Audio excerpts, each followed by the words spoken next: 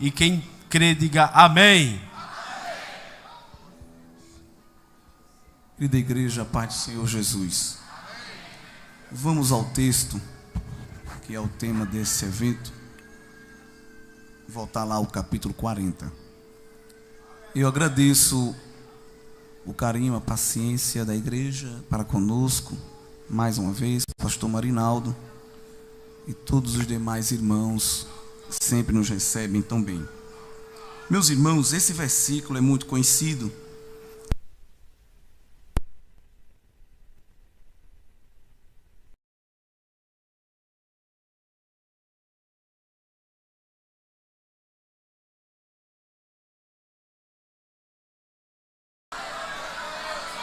Glória a Deus. E quando começamos a ler o capítulo, é tão rico esse capítulo que vale a pena a gente ir meditando versículo por versículo. Os irmãos aguentam, diga amém. Porque tem muita coisa boa aqui, irmão. Vamos tentar, na dispensação do Espírito, entender. Aqui há uma promessa de Deus dada a Isaías, para relembrar que o povo que estava no exílio, no cativeiro babilônico, o tempo da prova estava chegando ao fim e era tempo deles retornarem para casa. Porque quando Deus usou Jeremias para dizer que o povo ia ser julgado, castigado pelo pecado de idolatria, indo ao exílio, Deus já deu o prazo de validade daquela provação, daquele castigo, que iria durar aproximadamente aí 70 anos. Isso mostra que ele estaria no controle de todas as coisas. Era ele quem ia permitir o povo ir, não era Nabucodonosor que ia levar. Porque o texto sagrado diz que Deus entregou o povo na mão de Nabucodonosor.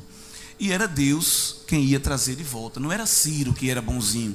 Era Deus no coração de Ciro para ele liberar o povo para retornar. E essa profecia aqui é em torno de 150 anos antes de Ciro nascer. Então, Ciro ainda não era nem um embrião, os pais dele ainda nem pensavam em fazê-lo, e Deus já estava revelando o projeto que ele tinha na vida do seu povo. E o primeiro verso, o Senhor dá uma ordem para que o seu povo seja consolado. Quando o povo irritava Deus, Deus usava um pronome de distanciamento, este povo. Lembra-se de Êxodo 33, quando Deus se ira com a rebeldia, a obstinação, chama o povo de contumaz, de rebelde, e diz assim para Moisés: Moisés, eu não vou mais, porque este povo aí é um povo desobediente. Aliás, o teu povo, Moisés, é um povo contumaz e rebelde, e eu não vou com o teu povo. Olha como Deus está falando, porque se eu for, eu vou destruí-los, eles não vão suportar. E Moisés, muito ousado, tinha intimidade com Deus para isso, corrigiu o pronome que Deus usou. Disse: não, Deus, não é meu povo, é teu povo. Se o Senhor que é o dono não está aguentando, imagine eu. É teu, resolve aí. E isso mostra que quando Deus estava rejeitando, ele falava com distanciamento.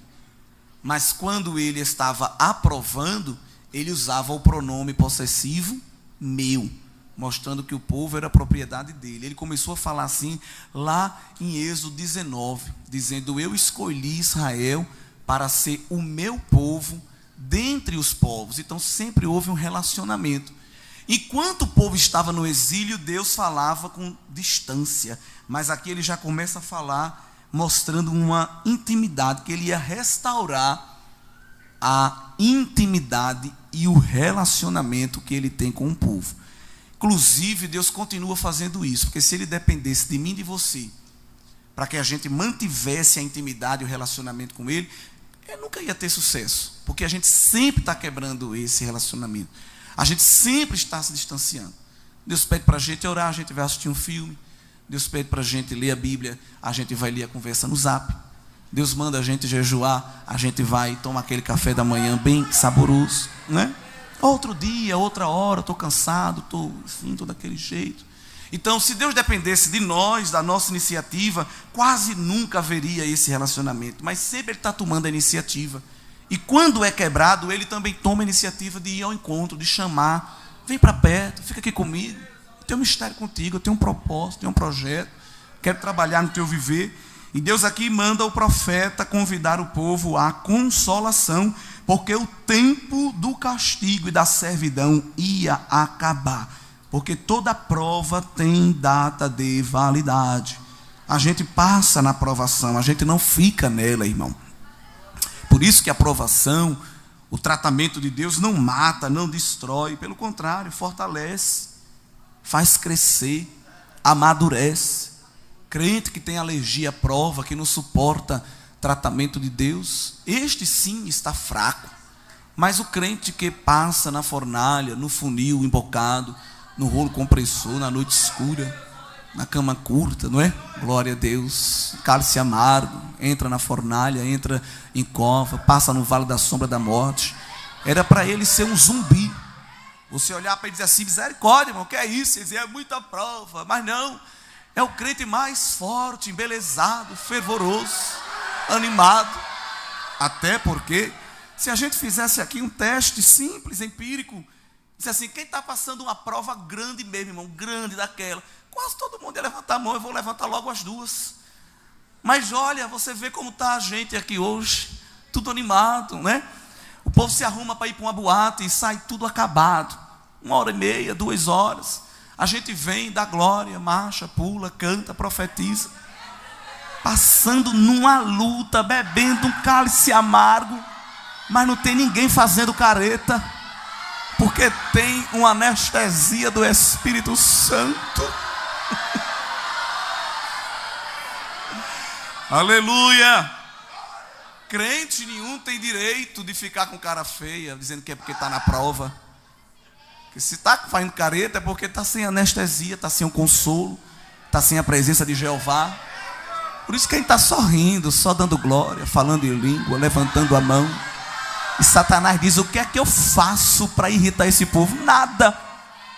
Tu não vai conseguir fazer nada, porque em nós há o fruto do Espírito, a alegria do Senhor e a nossa força. As nações se embravecem, as montanhas se abalam, as águas se perturbam, os montes se jogam no meio dos mares, mas há um rio cujas correntes alegram a cidade de Deus. Há um rio passando aí na tua vida. E o Senhor está no meio desta cidade, ela não será abalada. As nações se embravecem, os reis se irritam, ele levanta a sua voz e a terra se derrete. Ei, que é isso? Que é isso? Pare! Aquiete-se. A gente às vezes lê Salmo 46 e diz aquele texto para outro irmão, mas aquilo não é Deus falando para o crente, é Deus falando para as nações ferozes. Ei, se aquiete! Me permita usar uma expressão assim: baixe a bola. Está gritando por quê? Aquiete aí, espere aí, você vai saber que eu sou Deus. Eu serei exaltado entre as nações. Assim diz o Senhor. É o significado daquele texto. E Deus está dizendo ao povo: se anime, console e trabalhe para que viva o retorno do cativeiro. No verso 3: voz do que clama no deserto, preparai o caminho do Senhor, endireitai no ermo vereda a nosso Deus. Isso aqui era uma prática comum, um cargo que era chamado de arauto. Os arautos eram aquelas pessoas que iam andando na estrada avisando que um rei vinha visitar um povoado. O rei está vindo aí, organiza, bota a melhor roupa, te arruma, que o nosso monarca vem visitar a nossa cidade e nós queremos recebê-lo, recepcioná-lo. A igreja é o arauto de Deus, que ele está vindo aí, com as suas carruagens reais, com o seu anel de selar, com o seu cetro poderoso. E alguém olha e diz: é um bando de desocupado, fanático, fundamentalista, fica só dizendo que o rei vai vir, que o rei vai vir, que o rei vai vir. Cadê ele? Você vai ver, ele está vindo. Glória a Deus. Interessante que a palavra preparai o caminho no original significa tirai os tropeços. Porque tem muito tropeço no caminho. E tem muita gente caindo por causa desse tropeço. Mas a igreja foi chamada para aplanar a estrada. Vê que mistério, igreja. O Senhor nos chamou para tirar os obstáculos do caminho. Só que esses obstáculos a gente não consegue tirar. Porque o verso de número 4 fala de vale e fala de monte. Quem é aqui que tem poder de pegar um monte e dizer se abaixa? Quem é que tem aqui o poder de pegar um vale, uma depressão e dizer suba? Ninguém. Parece que a tarefa que Deus está nos dando é uma tarefa descabida. Que Ele está nos dando um trabalho que a gente não consegue fazer. Mas o nosso trabalho é preparar o caminho. Nosso trabalho é tirar o tropeço. E quando a gente se encontra com algo que a gente não resolve, aí Ele promete, não, essa parte é comigo. O outeiro é grande, a montanha é alta, eu vou fazer ela se abaixar. O vale é profundo, eu vou fazer ele levantar. E aqui não necessariamente estamos falando dos acidentes geográficos de relevo. Pode ser a montanha do orgulho, da prepotência, da vaidade, da soberba. De alguém que diz assim, é do jeito que eu quero. Quem manda aqui sou eu. Você só faz se eu deixar. Aí está olhando para você assim, mas se esquece que acima dele tem outro olhando para ele dizendo, estás muito grande.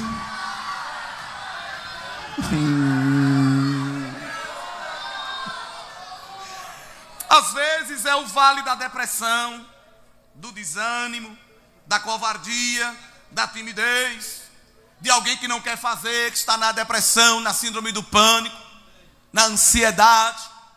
E desânimo, irmãos, é contagiante.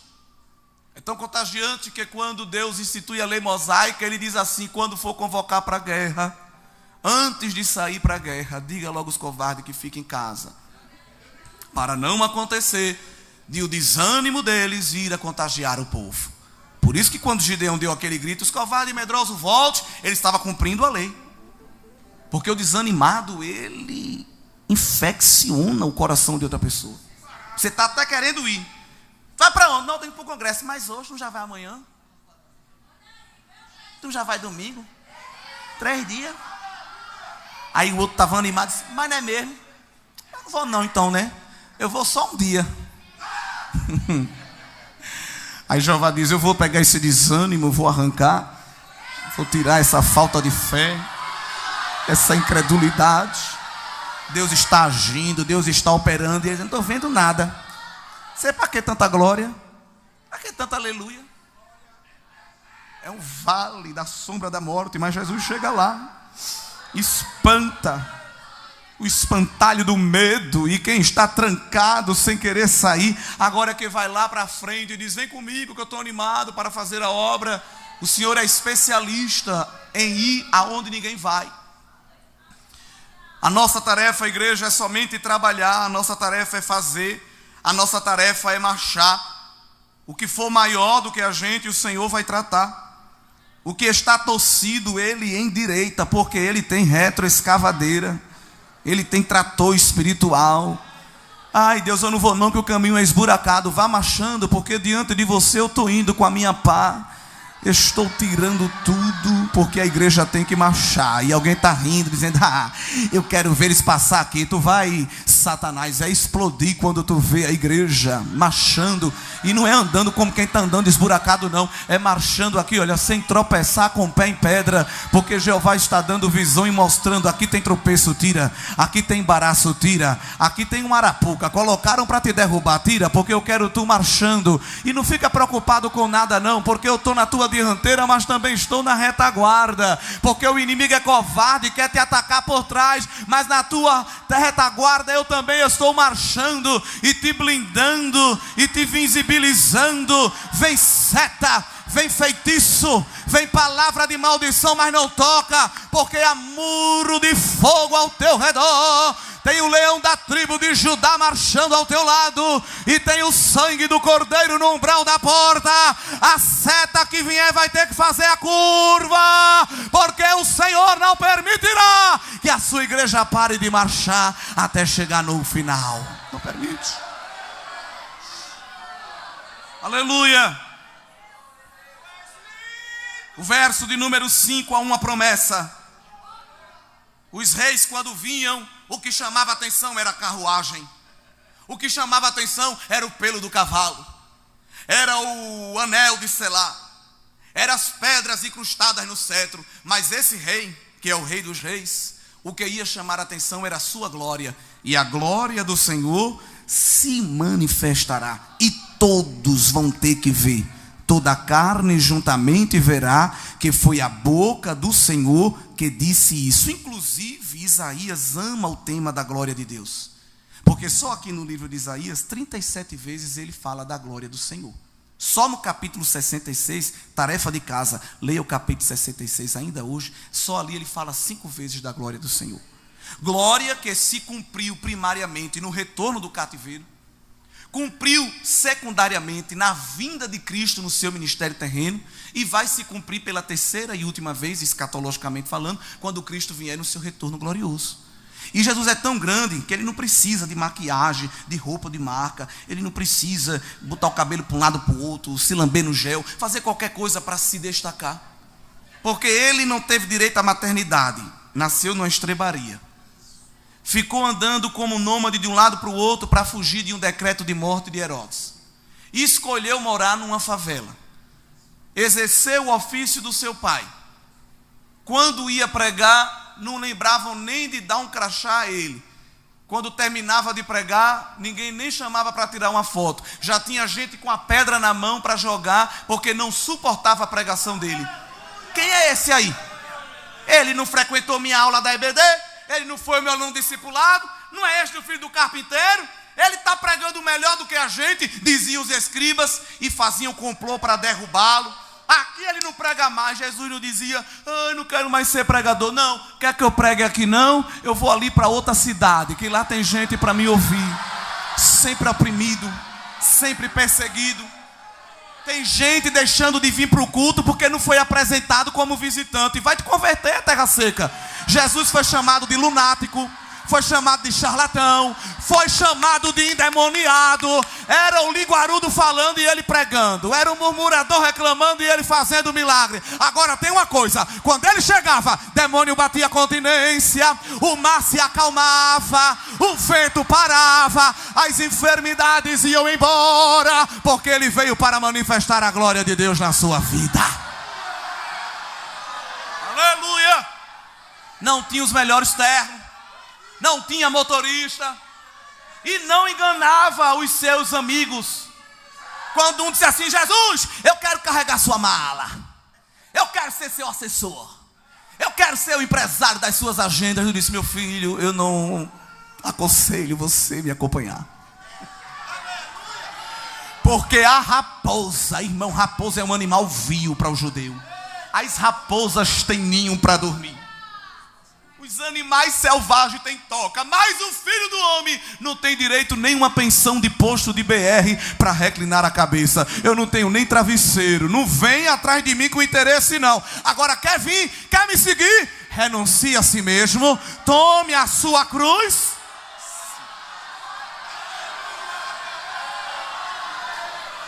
Aleluia,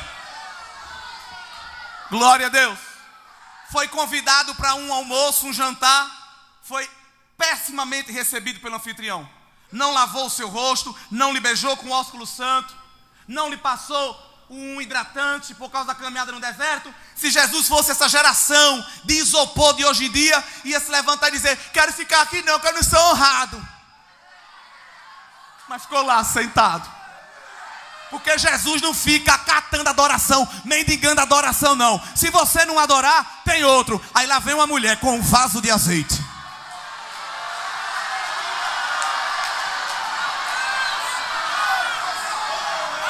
O anfitrião ruim não deu um pinguinho de óleo, a mulher chegou com um vaso. Aleluia. O anfitrião não untou o rosto, a mulher derrubou o conteúdo todinho no pé. O anfitrião não deu água para ele lavar as mãos, ela regava Jesus com as lágrimas. O anfitrião não deu ósculo santo. Ela beijava o pé e com o cabelo ia enxugando. Era chorando e dando glória. Chorando e dando glória. E adorando, e adorando. Porque sempre tem alguém para adorar. Sempre tem alguém para adorar. Alguém murmura, alguém ridiculariza. Mas tem alguém quebrando o cântaro. Tem alguém quebrando o cântaro. Tem alguém derramando óleo. Tem alguém beijando os pés do mestre. Tem alguém derramando lágrima de adoração. Ele está presente e é digno da nossa adoração. Porque aonde ele chega, ele é o principal. Ele é o centro. E ainda que alguém não queira que ele seja o centro, ele se torna o centro, porque ele não depende da afirmação de ninguém para ser. Dele é a primazia, dele é a prioridade. E a glória do Senhor se manifestará. Quando Jesus chega, tem glória de Deus revelada. Um culto onde o cantor, o pregador, o obreiro, a liderança, a mocidade, a banda ou qualquer outra pessoa tem a primazia, Jesus já foi embora dali. Eu glorifico a Deus porque aqui não é este caso. Fica aquele culto pesado, aquela coisa trancada, não sobe nem desce. Não sobe oração, não desce resposta. Não sobe adoração, não desce fogo. Você fica pensando, meu Deus, o que é isso? Que lugar é esse? O Senhor está aqui?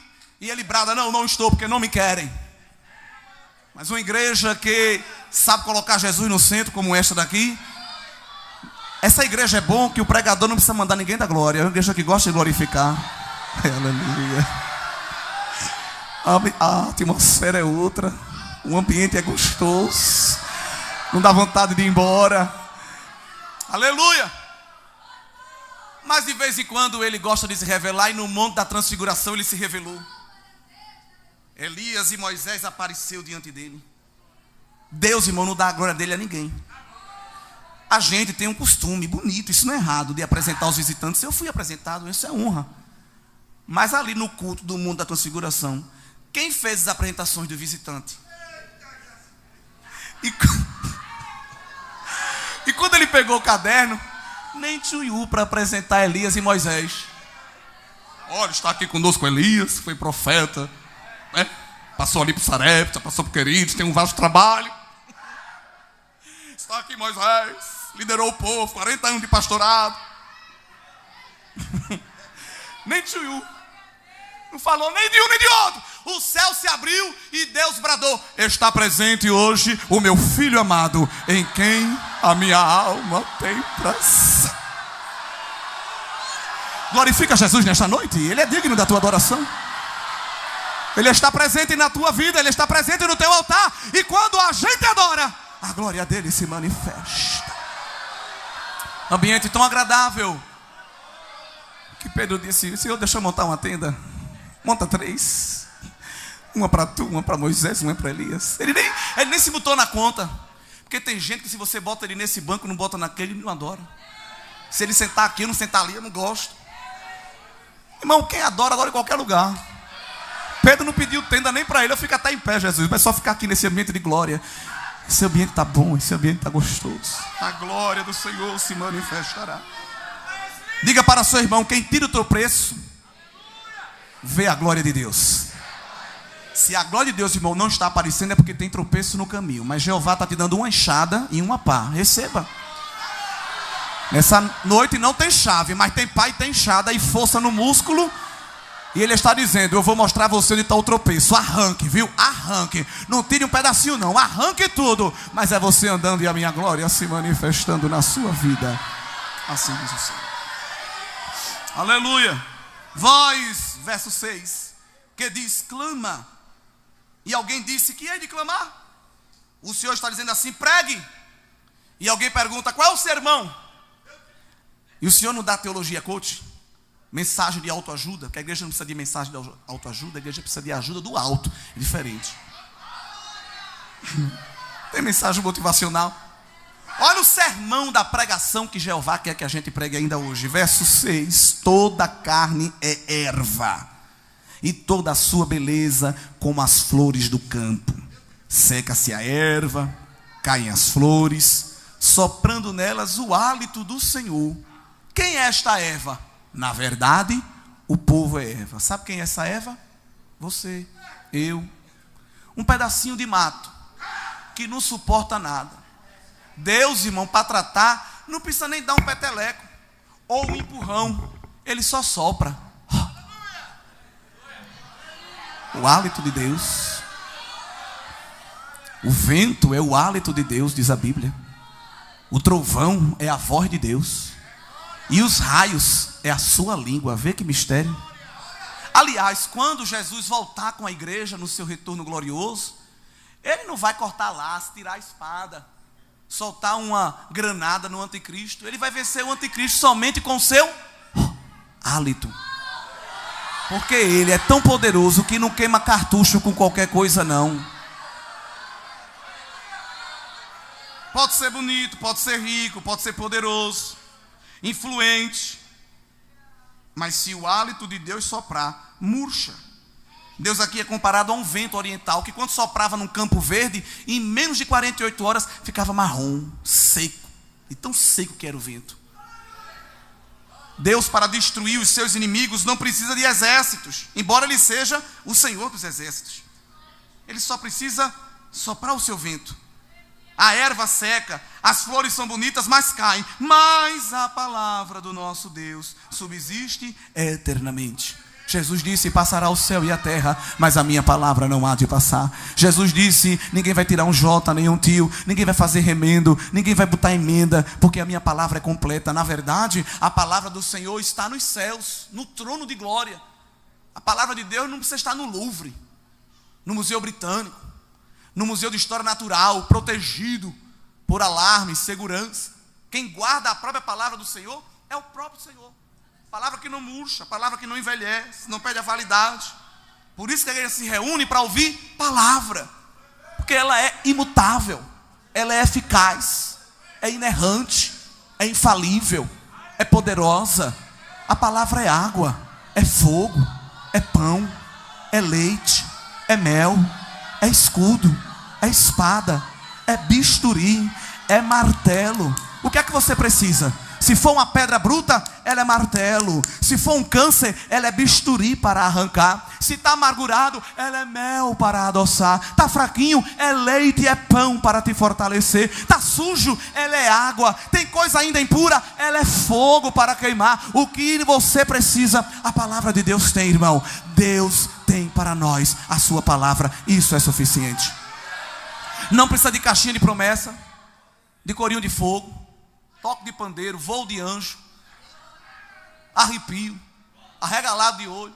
Não, porque o anjo passou, eu senti a asa dele, a confirmação. Não precisa, está aqui a confirmação. Está aqui a profecia, está aqui o mistério. Glória a Deus. A palavra do Senhor subsiste eternamente. Tu, anunciador de boas novas, sobe ao monte alto. Tu, anunciador de boas novas, levanta a voz fortemente. Levanta, não temas, e dize às cidades de Judá: eis aqui está o vosso Deus. Esta é a pregação que Deus quer que a gente pregue, colocando o homem no lugar do homem e Deus no lugar de Deus. Vivemos uma crise no mundo pentecostal. Boa parte das nossas pregações e das nossas canções é Deus a serviço do homem. É Deus fazendo alguma coisa só para nos alegrar. Na verdade, é nós que temos que nos esforçar para alegrar e agradar a Deus. Não é Deus que está correndo: eita, resolve isso, resolve aquilo, porque ela é meu xodó e eu quero ver ela sorrindo. Não, é a gente que está lutando contra a carne, contra o mundo, contra a morte espiritual, contra o pecado, para agradar a Deus. Ou se for para um culto e não tiver aí uma frase que Deus está fazendo isso ou aquilo, destruindo o inimigo que você não gosta, levando alguém para a UPA porque tocou em você, tirando da mão de quem tem para colocar na sua. Mas como não consigo parar, faltou alguma coisa, Deus não falou comigo. Mas a pregação coloca o homem no lugar dele, no lugar da humilhação, do quebrantamento, do altar. Jeová tem um espinho para estourar balão de ego de alguém, fazer entrar na sua presença.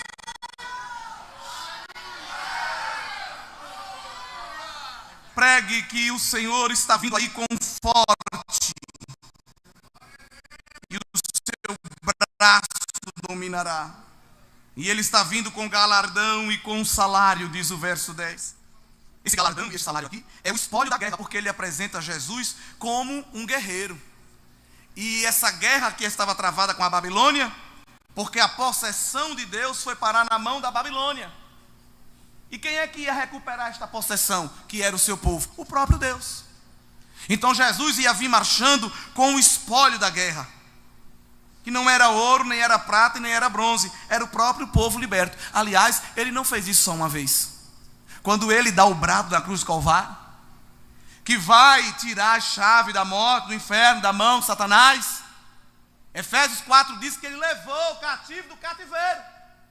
Ele propôs uma mudança, porque os justos, quando morriam, ficavam ali na sepultura, o seio de Abraão.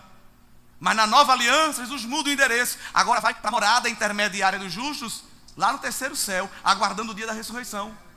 Então quando Jesus morre e ressuscita, ele permite essa mudança. Ele leva um grupo de gente justa com ele, e não chega de mão vazia no céu. Isso é mistério, entre linhas da palavra, mostrando que ele é guerreiro.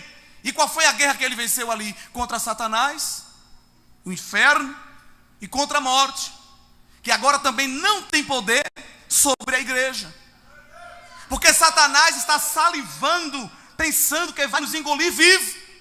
Mas Jesus sempre chega primeiro e vem marchando como aquele pai que alguém ameaçou o filho, e ele pega o filho aqui e fica aqui, que quem vai resolver isso sou eu. Você tem pai. Calma, você tem pai. Eu estou aqui com você. E Satanás fica querendo nos tragar, mas ele se esquece que Jeová pega na nossa mão e vem marchando. O que foi, cão? O que foi, inferno? Propriedade minha. Comprei com meu sangue. Tem um nome gravado na palma da minha mão. Não mexe não, não toca não. Ah, se não fosse o Senhor, o inimigo nem nos mastigava, ele nos engolia vivo. Mas Jeová todo dia vai lá no laço e quebra o laço. Ele não só é guerreiro, o verso 11 também apresenta ele como pastor que apacenta o rebanho, que recolhe os cordeirinhos no braço e os leva no regaço. Olha que pastor amoroso. E aqueles que amamentam, ele guia com mansidão. Essa é uma profecia que Ezequiel repete no capítulo 34, mostrando que o tempo dos mercenários se acabará. E nós já temos vivido esta bênção, porque Jesus é o bom pastor que dá a vida pelas suas ovelhas. Se nós dependêssemos talvez de alguém, diria assim: você que se esforce, que lute. O mundo é do mais forte, é a luta pela sobrevivência. Jesus não diz isso. Ele se coloca na porta do redil e diz à ovelha: fique tranquila aí, pastando, pasto verde, bebendo água tranquila, porque quando o predador vier, eu lhe protejo. Você é tão simples e ingênua que não vê o perigo se aproximando, mas eu estou aqui, com olhos como chama de fogo ao teu redor, só observando o que está acontecendo.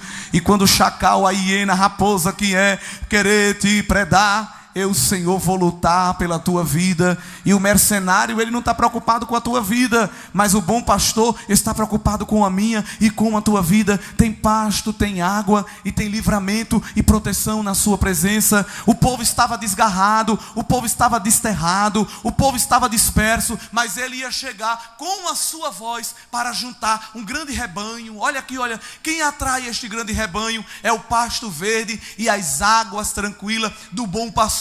Eu vou hoje ali no culto, porque a minha alma vai ser dessedentada. O deserto é grande, a luta é tremenda, dentro de casa é guerra travada, mas você corre para o rebanho de Jeová. E quando chega, ele está na porta. Vem, ovelha, vem comer do pasto verde, vem beber das águas tranquilas. Eu vou refrigerar a tua alma. A cabeça estava quente, querendo tomar decisões precipitadas, fazer o que não agrada ao Senhor, mas ele chega para tratar o nosso coração, para tratar a nossa alma. E aqui a gente pode ficar tranquilo, porque nós vemos só em poucos versículos que na nossa vida ele é rei, na nossa vida ele é guerreiro, na nossa vida ele é pastor. Se ele é rei, é ele quem domina. Se ele é guerreiro, é ele quem livra. E se ele é pastor, é ele quem cuida. Não precisa de mais nada. Nós temos o domínio, o controle, nós temos o alimento, o cuidado, e nós temos o livramento deste Deus. Alguém pensa que pode fazer o que quer com a igreja, mas não pode. Porque quem protege a igreja não são as supremas cortes. Quem protege a igreja não é os conselheiros tutelares, com todo respeito. Não é força armada, com todo respeito a essas instituições. Quem protege a igreja não é no Ministério Ambiental, não é nenhuma organização de direitos humanos, não é nenhum escritório de advocacia. Quem protege a igreja é este rei, é este pastor, é este guerreiro que vem saltando sobre os montes, com cabelo branco como a lã, com pé como latão reluzente, olhos como chama de fogo, veste de linho fino, cinto de ouro, voz como o som de muitas águas, boca aberta com espada afiada. Ele tem as estrelas na palma da mão, ele passeia no meio dos castiçais, ele fala e o cedro se quebra, as penhas se abalam, ele marcha na terra e as montanhas se tremem, porque não suporta a apoteose da sua glória. Ele não precisa de trio elétrico, porque a voz dele é ouvida até sobre o som das muitas águas, como diz o salmista. Os dilúvios, as cachoeiras, você não consegue falar e ser ouvido, mas quando El Shaddai brada, a voz dele é ouvida até no meio das águas revoltosas. Aleluia. Esse capítulo é forte, mas há aqui 5 perguntas que Deus faz. E quando Deus faz pergunta, irmão, pode sentar para ouvir, que vem coisa boa. A primeira pergunta é: quem é o Criador? E ela é respondida dos versos 12 ao 17. A segunda é: a quem ele pode ser comparado? Versos 18 ao 20. Quem é que coordena, rege, domina os reinos poderosos deste mundo? Versos 21 ao 24. A quem novamente podemos comparar a este Deus? Versos 25 e 26. E depois que Deus se apresenta com todas essas qualidades, ele pergunta então por que Jacó está tão desanimado. Porque Deus primeiro dá uma injeção de ânimo para poder perguntar por que o homem está desanimado. E ele encerra fazendo uma promessa tremenda no versículo 31. Mas vamos continuar ainda, temos um tempo. O verso de número 12, Deus começa a se apresentar como Criador e diz assim: quem foi que pegou a mão com o palmo aberto e conseguiu medir as águas? No planeta Terra, 70% é água. É muita água. É água que nenhum de nós consegue dominar. Aliás, tem partes deste planeta que o homem não consegue chegar. As regiões alpinas, tem gente morrendo tentando escalar o Everest. E às vezes nem é o Everest, montanhas menores. As zonas abissais do oceano, a gente não consegue chegar lá nem com os melhores equipamentos. É muita pressão para baixo, é muita pressão para cima, tudo muda. E a gente não consegue. A gente fica procurando vencer os nossos limites, mas há limites. Quem colocou foi o Senhor. Mas ele disse: eu não sou limitado. Eu pego as águas com um punho, com um palmo assim. Pego as águas da terra assim, ó, Deus está dizendo. Eu meço o céu assim, olha, com a mão. Eu não preciso de compasso, de régua, de cálculo diferencial integral, fazer alinhamento das estrelas. Eu abro a mão assim, vejo a medida dos céus. Eu pego todo o pó da terra. Uma faxineira ali, ó, em casa, ó. A gente varrendo, não consegue juntar um pó, pega uma pá. Um pó da sala, bota assim com a vassoura, sempre tem um pó que passa, aí vira a pá de novo. Tem que fazer umas 4 vezes. Varrer casa é uma arte. Jeová diz: eu pego o pó da terra todinho, a areia, os sais minerais, assim ó, na minha mão. Aleluia. Muito bom esse capítulo. Eu amo esse capítulo. Quando eu vi que era esse capítulo, eu amei. Verso 12, ele diz assim: os homens ficam lutando para escalar as montanhas e os outeiros. Eu não preciso escalar não. Eu pego as montanhas, o Everest, o Himalaia, os Andes, Pico da Neblina, Pico do Papagaio, pego Kilimanjaro, essas montanhas todas e boto na minha balança. E ela não quebra não, porque eu tenho um contrapeso. Quem é que me deu ordens de opinião? Quem me ensinou? Quem me aconselhou? Qual foi a reunião que eu participei? Qual foi a bancada de ministério que eu tive que sentar para perguntar: olha, onde é que eu boto a água? Aonde é que eu boto a terra? Aonde é que eu boto os animais? Nunca precisei me reunir. Eu abria a boca e falava: haja e havia, haja e havia. Do nada! Aleluia! Interessante que ainda hoje tem alguém que quer ser conselheiro de Deus. Deus às vezes quer fazer algo na tua vida e alguém diz: olha, Deus, se eu fosse eu não fazia não. O senhor sabe quem é ele? O senhor sabe quem é ela? Ainda tem gente querendo orientar o trabalhar de Deus. Quando Deus marcou encontro com Saulo no caminho de Damasco, que disse: fique orando, viu? Fique comportado aí orando, que eu vou mandar um profeta lhe visitar. Você vai ficar cego até lá. E quando Deus falou aqui com Saulo, falou com o profeta do outro lado: profeta Anania, está aí a localização. Vá visitar Saulo de Tarso, que está orando. Quem? Não, Deus. Isso é uma emboscada. Isso é uma armadilha. Olha a pergunta do profeta para o Criador: o senhor sabe quem é Saulo? Ai, se Deus dependesse dos relatórios que alguém tem para falar de mim e de ti. Quem vai pregar é ele. O senhor sabe. Quem vai cantar é ela. O senhor, olha, é ele que vai ser o líder. O senhor conhece. Jeová não para dar resposta a quem está perguntando muito. Ele repete a ordem: vá, porque para mim ele é um vaso escolhido. Vá. É alguém perguntando e Jeová ordenando. É alguém perguntando e Jeová ordenando. É alguém perguntando e Jeová ordenando. Vá, porque ele para mim é um vaso escolhido. E vai pregar aos gentios, aos judeus e aos reis. Deus não precisa pedir permissão, conselho, opinião.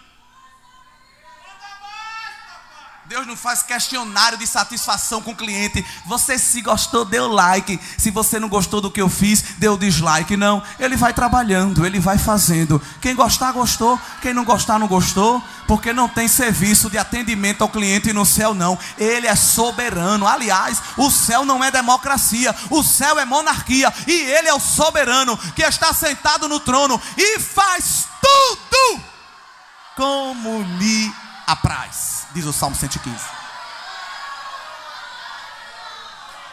Irmão, quando Deus quer humilhar alguém grande, ele humilha. Tem nações aí nesse país achando que elas são a dona de tudo. Eu não preciso nem citar, porque se a gente está atento ao que acontece, a gente vê. Tem nações aí que acham que sempre foram e sempre serão, e ninguém pode desfazê-las. Aí olha o que Jeová diz dessas nações: olhe, eu olho para as nações, verso 15, e vejo como uma gota no balde. Aquele balde que você encheu d'água para fazer alguma coisa, tirou a água todinha, sempre fica uma gota ou outra, né? Pronto, para mim é aquela água que restou ali. Aí Deus ainda humilha mais. Aliás, as nações que se acham poderosas, para mim é como o pó que fica na balança. Aquela balança que a gente compra macaxeira, inhame, na feira mesmo, que sempre fica ali uma poeirinha. Aquela poeira é tão desprezível que não precisa nem limpar, porque ela não altera o peso. Sim ou não? Jeová está dizendo outra linguagem. Essas nações aí para mim é como nada. Ah, mas ela tem exército, ela tem ogiva nuclear, ela tem muito ouro. Para mim é como o pó que fica na balança. Não influi, nem contribui. Não fede nem cheira.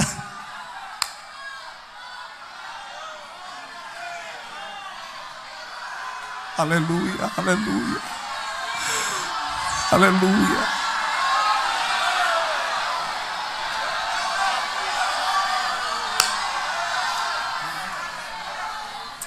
Verso 16, Deus continua humilhando os soberbos. Dá para falar mais uns minutos, irmão? O pastor disse que eu poderia ficar à vontade.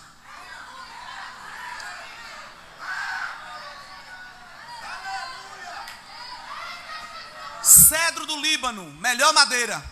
Líbano tinha as melhores florestas. Muito animal e muita madeira.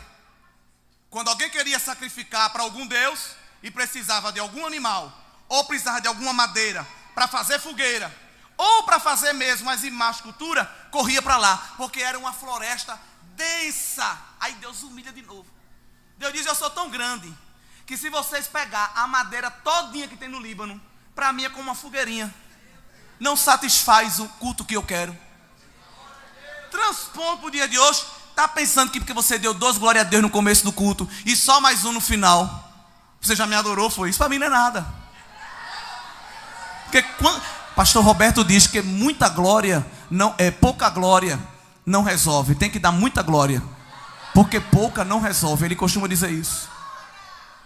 Não é porque eu já dei 2 glória a Deus, cantei o hino da harpa, levantei na hora da leitura e fechei o olho na hora da oferta.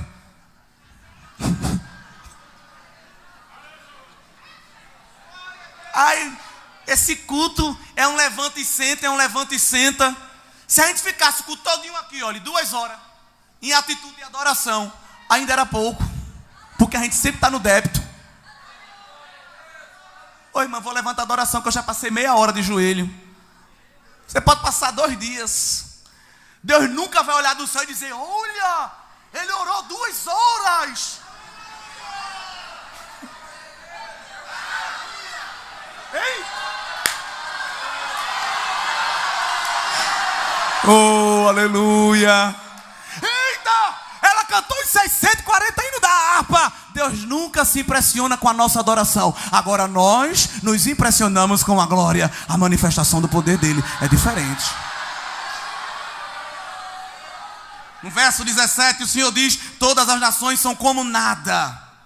Ele considera menos do que nada. É muita humilhação. Deus está colocando os soberbos lá no lugar deles. Vocês não são nada, vocês são menos do que nada. Quanto é isso? Eu não sei, pronto, é o que vocês são. É algo sem medida.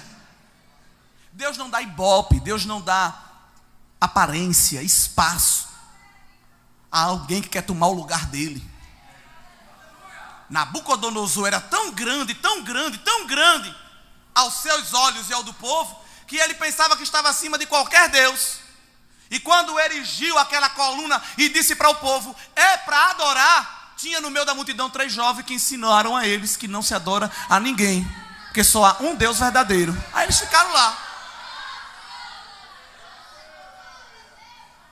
Aí alguém disse: eu acho que tem algum problema aí de dialeto, porque eles são hebreus, a gente está falando de caldeu, embora o menino fosse fluente. Nabucodonosor mandou chamar e disse: eu vou repetir, que eu acho que vocês não entenderam. Vou desenhar. Tocou o tambor, se curva. Só isso. O menino disse: mas esse é o problema, é que a gente não se curva. Olha, irmão, a adoração da igreja é uma coisa linda. Irou Nabucodonosor, disse: vocês vão se curvar. Vocês estão pensando que são o quê? Vocês têm que me adorar. O decreto é meu, eu que mando aqui.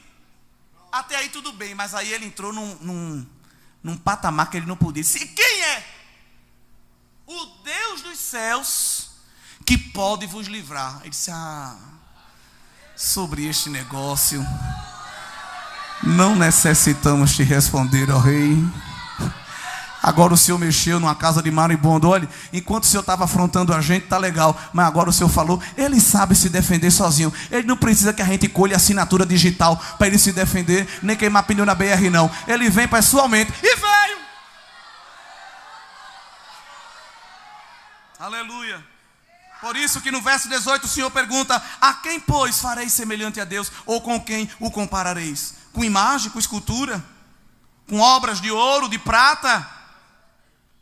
A idolatria, irmãos, é algo que desagrada a Deus. Nós temos levantado os nossos ídolos. Os nossos não são de marfim, nem de prata, nem de madeira. Os nossos são de carne e osso. Às vezes é um filho. Às vezes é um cônjuge, um amigo. Tem pessoas que idolatram carne e osso. Às vezes é um cantor, às vezes é um pregador, é um profeta. Se fulano vier, o trabalho hoje é bom. Pelo amor de Deus. Fulano não veio. Ai, Deus, faça qualquer coisa, só não toque nele. Ele é tudo que eu tenho, minha razão de viver. Acabou de blasfemar. Deus não aceita que ninguém tome o lugar dele. Por isso que no verso 21 ele disse: não sabeis, não ouvis, ninguém vos deu ciência, não observasse os fundamentos da terra. Olha Deus convidando o homem a olhar para a natureza. Ele está sentado sobre o globo da terra. Ele vê os homens que estão aí, olha, dando suas canetadas, criando os seus decretos, dando as suas declarações. Ele vê todos como gafanhotos, como insetos. Ele estende o céu como quem abre uma cortina, uma persiana. Ele abre e fecha o céu. Ele muda o tempo e as estações. Ele faz rebuliço dentro de rebuliço. Ele pega quem está em cima, bota embaixo. Ele pega quem está embaixo, bota em cima. Ele tira da frente, ele bota atrás. Ele pega atrás, bota na frente. Ele pega do meio, bota no canto. Ele muda e não é mudado, porque ele é imutável. Aleluia. Verso 25, o Senhor pergunta: a quem, pois, me farei semelhante, para que eu seja semelhante? Diz o santo. Aí estamos chegando no fim, no verso 26, é um dos que eu mais gosto. O Senhor convida o povo para levantar ao alto os olhos e ver quem criou estas coisas. Quem produz por conta o seu exército. Sabe de quem Deus está falando aqui? Das estrelas. Quando a gente estuda as estrelas, a gente vê como Deus é grande, igreja. Deus está conversando, falando da terra, falando da terra, falando da terra. Agora diz assim, ó, olhe para cima. Olhe para cima e veja quem criou este exército, que são as estrelas. Só na nossa galáxia nós temos 100 bilhões de estrelas.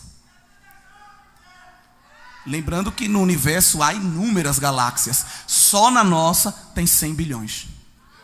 A gente olha para o céu e vê as estrelas assim, é praticamente junto. Mas a distância entre uma estrela e outra, distância média, é de 50 trilhões de quilômetros. Trilhões de quilômetros. A gente vê tudo perto, né? Isso é mistério. Mas a distância, os astrônomos já mediram. Se a gente entrar num ônibus espacial da NASA, do melhor, viaja em torno de 27 mil quilômetros por hora, ou 8 quilômetros por segundo. É muito rápido, irmão. Se a gente entrar num bichinho daquele, para sair do Sol, que é a estrela mais conhecida, e ir para a estrela mais próxima, a gente leva 200 mil anos de viagem. Para percorrer, não é o universo todo não, é de uma estrela na outra. Uma estrela na outra. Aliás, a maioria das estrelas que a gente está vendo brilhando, elas nem existem mais. Que é isso? É. Porque elas já se apagaram. Só que a distância que elas correm de lá até aqui, mesmo na velocidade da luz, quando a imagem chega, lá nem existe mais. Vê que coisa. É muito grande. Aliás, a distância entre as estrelas também é mistério. Porque se elas ficassem muito juntas, ela ia atrapalhar a órbita dos planetas. Porque tem estrela que é muito grande. Então Jeová, que não faz nada por acaso, embaralhou direitinho, colocou tudo bem distanciado, para que os planetas possam...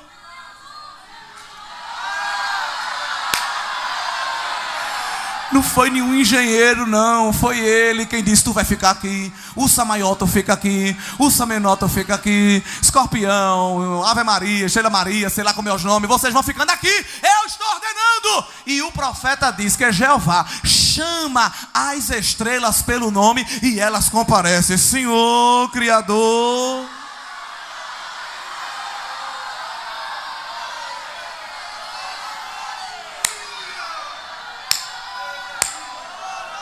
Se vocês fossem fazer uma viagem no universo, só do tempo de Jesus para aqui foi 2000 anos. Se a gente fosse percorrer de uma estrela para outra que a gente vê no céu, nesses 2000 anos que passaram, a gente só tinha feito 1/100º da viagem. 1% da viagem teria sido só feito. Mas ele está sentado sobre o seu trono e chama para elas se apresentarem. Não só ela. Jó disse que os relâmpagos comparecem diante do trono. Dê a localização de onde o Senhor quer que a gente caia.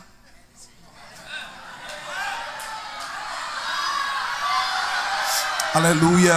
Ô pastor, obrigado pela sua paciência. Às vezes um pastor chega e diz: meu irmão, estou precisando de você naquele trabalho. Ah, Deus tem que falar comigo. Confirmar com 3 profetas. Mandar um anjo ou arcanjo pessoalmente, para eu poder aceitar o convite. Os raios, comparece diante de Jeová e obedece à órbita que ele ordena, sem questionar os raios. Deus vai mostrando que foi ele que fez tudo por causa da sua grandeza e pela força do seu poder. A crosta terrestre, se ela fosse mais grossa, o oxigênio não conseguia se fixar. Se ela fosse mais fina, o movimento das placas tectônicas e o movimento dos vulcões já tinha destruído a gente. Então Jeová botou a espessura certa. O vapor d'água que ninguém vê, mas está rondando a terra. Se fosse demais, a gente morria no famoso efeito estufa. Tudo queimado, de vapor d'água. Ninguém ia ver o fogo, mas ia morrer queimado. Se fosse de menos, a gente também morria. A disposição das constantes no universo, que alguém disse que foi o mero arranjo das moléculas, ou uma grande explosão que arrumou, e nós sabemos que não, foi o Senhor. Todas essas constantes foram milimetricamente calculadas por um ser supremo. Aliás, a posição do planeta Terra onde ele está, ele obedece a um S. Mais para cima ou mais para baixo, mais para a esquerda ou mais para a direita, a vida seria impossível. Jeová botou a gente na localização certa e disse à terra, não se mexa. Aliás, se mexa ao seu próprio eixo e ao redor do sol, mas é só nessa rota. Fique só aqui, ó, porque tem um povo aí que é o meu povo. A gente sobe no ônibus, uma freada, a gente só falta voar. A terra está rodando assim e assim sem parar e ninguém está se balançando.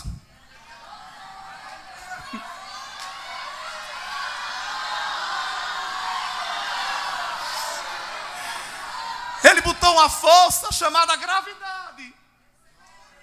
Se essa força fosse maior do que ela é, a gente não ia conseguir levantar um pé.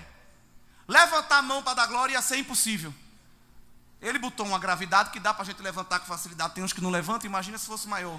Eu até queria dar glória, mas a gravidade não deixa. Aí ele botou na medida certa para a gente poder, olha, eu te louvo Jesus, eu te louvo Jesus, eu te louvo Jesus.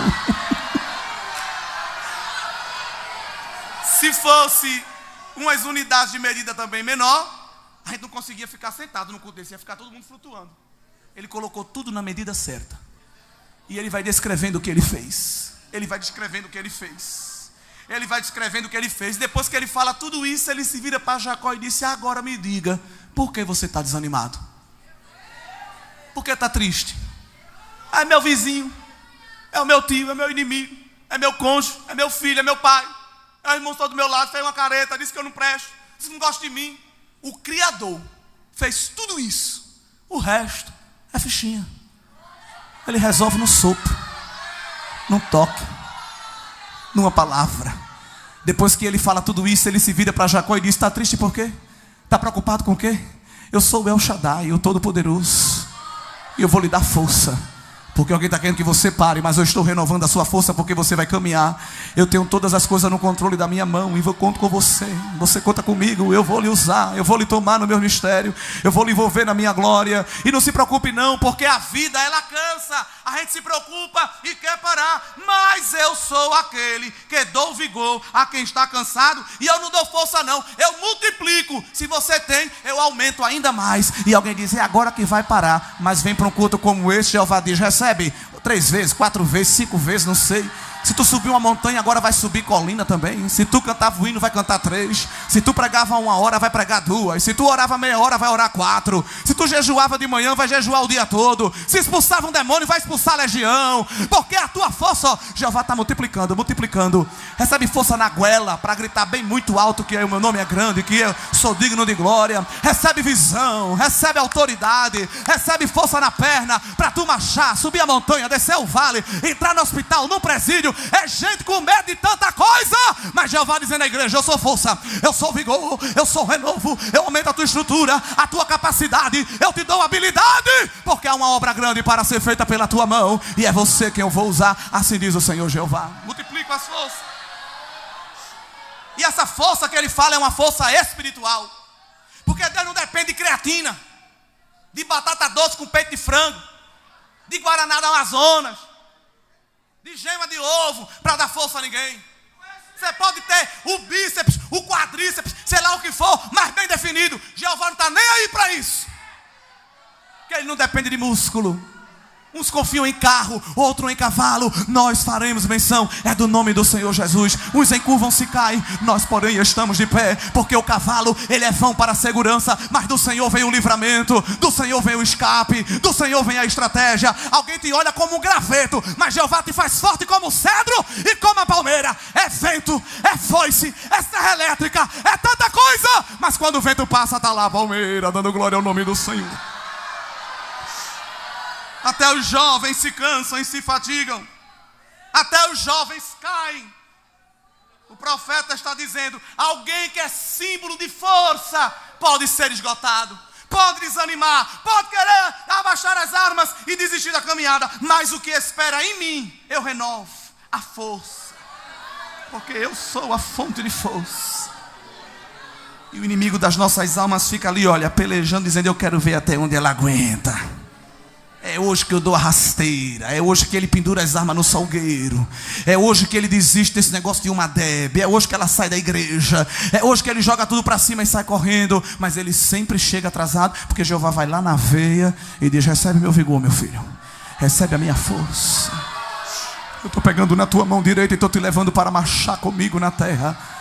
Vem comigo saltando a muralha. Vem comigo derrubando o gigante. Olha, irmão, tem força maligna querendo te parar, mas Jeová está entrando nos teus músculos espirituais aqui esta noite.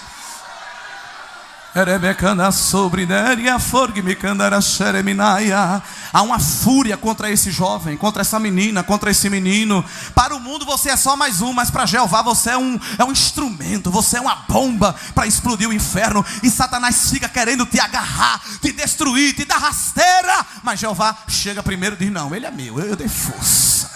Força. Recebe ânimo, recebe vigor, recebe alegria, porque tu não vais só andar não, tu vai correr e vai voar, como diz o texto bíblico. Quando aqui as coisas estiver difícil, Jeová diz para as águias espirituais: receba força.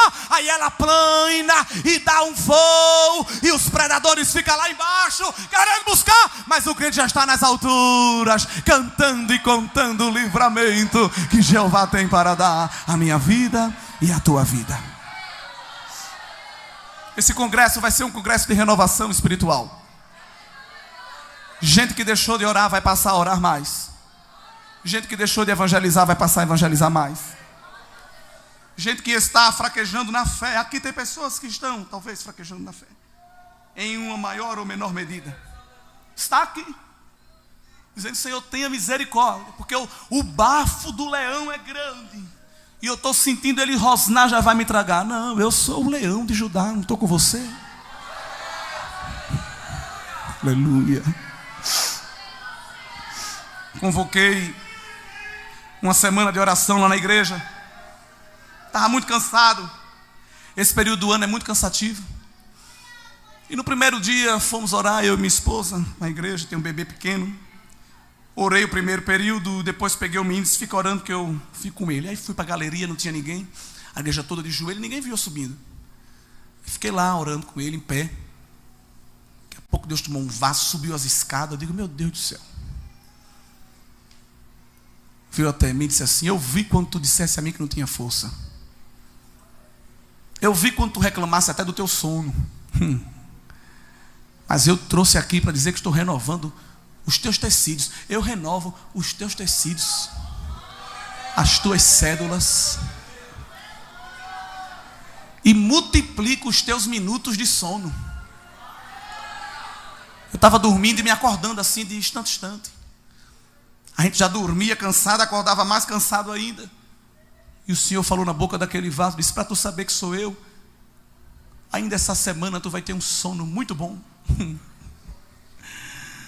Até com o sono do crente Jeová se importa. Naquela mesma noite eu dormi igual uma pedra. Acordei de 7 horas. Alguém olhou para mim e disse: você está parecendo um zumbi. Veja, crente, e seus olhos estão muito escuros. Deus usou o vaso naquele mesmo dia e disse: estou tirando o escuro dos teus olhos. Para um crente fiel, até espada de Jeová tem. Alguém bota 2 rodelas de pepino no rosto, um som de trilha sonora de cachoeira ou de ondas do mar, e fica 2 horas com um mantra para frente e para trás, para relaxar. Quando sai do spa que dobra a esquina, no próprio trânsito, um sinal, uma coisa, já se estressa. As 2 horas que gastou no spa foi todo pro ralo. Mas o crente vem para o spa de Jeová, dobra o joelho no altar, Senhor, eu não aguento mais. Quando ele está orando, o Senhor chega e diz: tu já estás no meu braço, eu vou te carregar no meu braço, e tu vais chegar do outro lado. Curve a tua cabeça, fecha o teu olho, eu quero orar por você. Senhor Deus, esta é uma noite de tratamento espiritual. Aqui há vidas preciosas, e o inimigo, Senhor, quer nos destruir. A estrada é esburacada, e alguém está gritando, dizendo: aqui você não passa. Derreva sobre Deus. Mas aonde tem um crente aqui, Senhor, querendo renovo, eu peço agora, pela autoridade desta palavra que foi pregada, faça esse crente sentir agora, Senhor, renovo. Toca agora, Senhor, dos pés. Toca agora, Senhor, na boca. Crente que não falava em língua estranha há muito tempo, vai falar agora, porque Jeová está renovando o ânimo. Recebe variedade de língua, porque Jeová está colocando na tua boca. Fala língua que tu nunca falou. Fala mistério que tu nunca falou, porque Jeová está dizendo: eu estou contigo.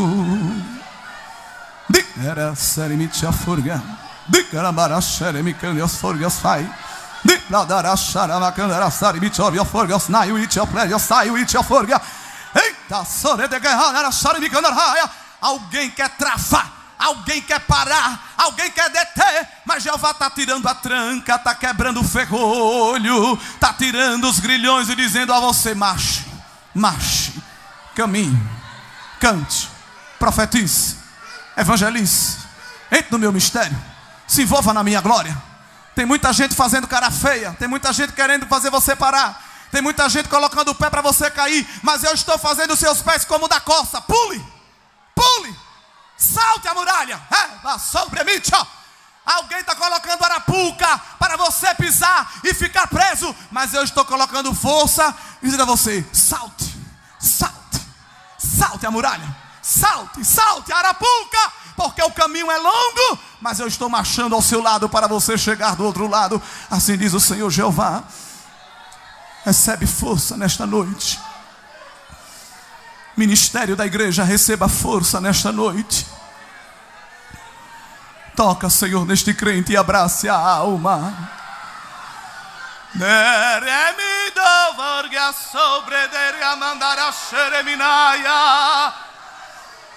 Este moço que está lutando contra a carne, esta moça que está lutando contra a carne e dizendo: Senhor, eu não aguento mais. É agora que Jeová está entrando em cena. Ele está afugentando. Eita, da suprime.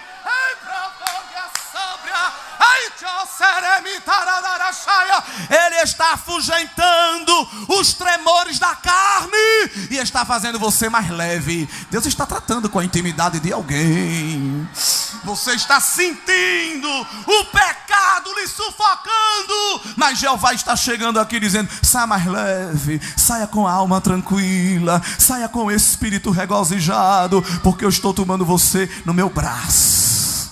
Sinta o meu braço lhe segurando. Há um cuidado de Deus conosco esta noite. Há um cuidado de Deus com esta igreja, pastor. Há um cuidado de Deus com esta mocidade. Ninguém vai se perder. Jesus está segurando assim na tua mão. E se cair, vai ser com Ele segurando. Eu estou com você. Eu sou contigo, assim diz o Senhor Jeová. Guarda a tua igreja, Senhor, nesses últimos dias. Guarda, Senhor, a tua igreja. E que possamos continuar marchando até trocar a nossa cruz por uma coroa.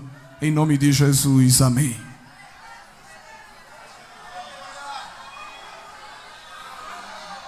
Será que tem alguém aqui que chegou sem força e quer entregar sua vida ao Senhor Jesus? Você que chegou aqui pensando que é o fim, a noite do recomeço para você. Se tem alguém do teu lado, irmão, fraquejando na caminhada, seja um instrumento para trazê-lo aqui à frente nesta hora. Traz esta pessoa aqui no altar de Deus, porque todo laço será quebrado. Será que tem alguém aí, irmão? Será que você pode ser missionário de Deus nesta noite? Instrumento da glória de Deus para que vidas sejam transformadas. Não perca a oportunidade do alívio de Deus para a tua alma. Há pessoas que não servem a Cristo ainda aqui, que nos visitam. Todos são crentes? Todos são salvos na pessoa de Cristo? É isso? Então, Deus abençoe.